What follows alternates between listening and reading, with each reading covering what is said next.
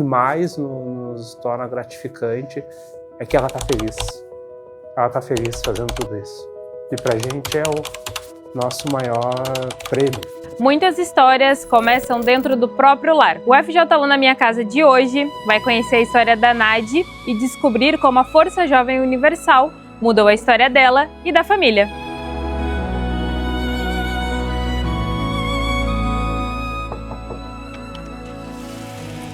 Bom dia. Licença. Bom dia. Bom dia. A Nadi, ela era uma criança alegre, que ela tinha 1 ano. Ela era alegre, ela brincalhona, ela gostava de caminhar, de correr, de ir nas praças, nos parques, né? Aí ela começou a estudar. E aí ela começou a ser uma criança introvertida, né? Ela se isolava, gostava de brincar sozinha. A gente ia nos parques, eu tinha que brincar junto com as outras crianças para ela poder ver que eu estava ali, e aí ela brincava também. A gente fez várias viagens, né? Viagens para Santa Catarina, né? Como aqui, a gente viajando. A gente foi numa ilha, né? Andamos de barco.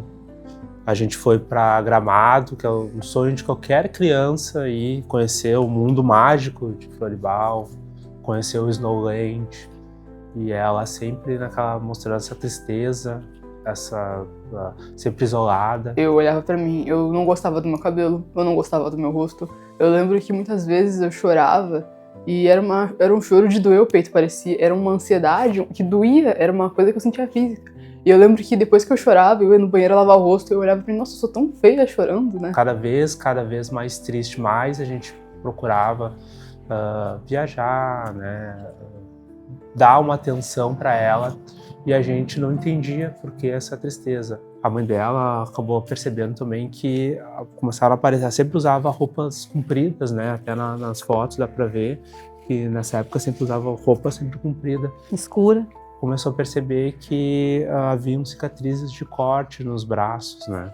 E aí apareceram os cortes, teve a tentativa de suicídio com a corda. Eu comecei a me cortar, eu comecei a me isolar mais.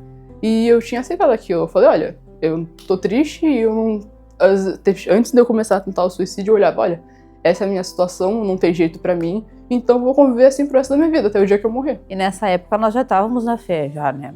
E eu trabalhava de noite num hospital, então eu, de madrugada, às 3 horas, eu me trancava no banheiro e orava. Acabou o período da EBI, teve a transição pro Força Jovem, e ela ainda estava nessas guerras aqui. E eu lá, lutando, né, trabalhando e usando a minha fé.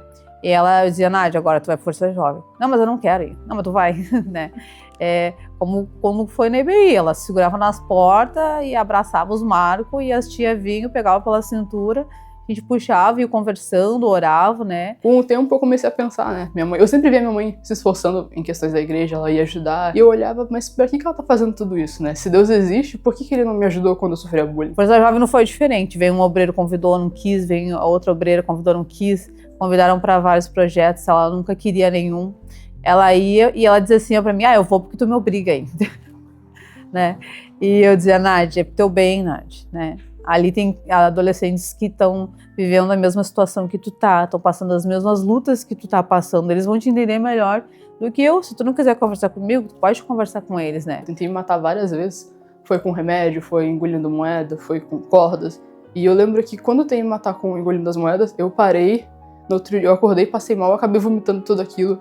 E aí eu comecei a chorar, porque eu pensei, nossa, nem pra me matar eu presto. As obreiras, auxiliadoras iam conversar com ela, né? Devagarzinho foi indo, ela foi entendendo, a palavra foi entrando dentro dela e ela conseguiu se libertar, conseguiu ser livre, né? Começou a participar dos projetos, né? De verdade, de fato, não só ir obrigada porque eu pedia, né? Nas reuniões da FJU, eu ainda não gostava de conversar com as pessoas, mas eu prestava atenção no que as pessoas estavam, no que o pastor falava. E por muito tempo da minha vida, eu começava a me julgar, né? No meio das reuniões, como é que tu quer pegar firme? Como é que tu quer ser igual a eles? Olha tudo que tu já fez, a tua mãe era da igreja, tu parou de acreditar em Deus.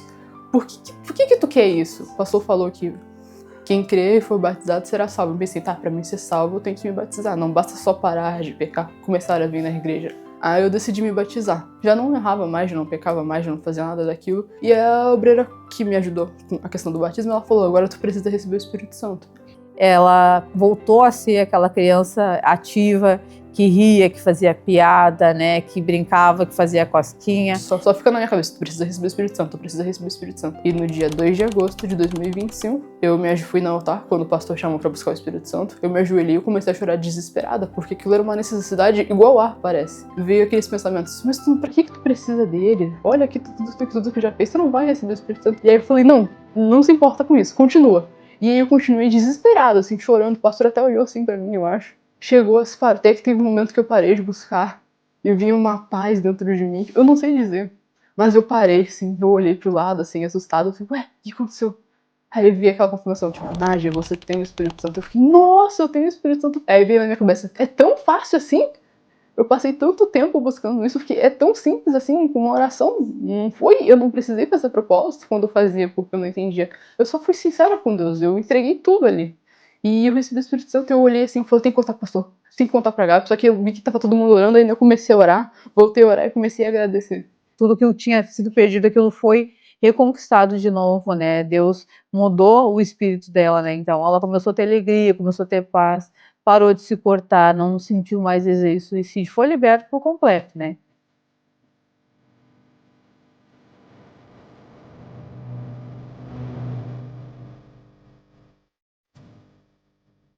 A transformação da Nádia, assim, ela se transformou da água pro vinho, ou do vinho pra água, né?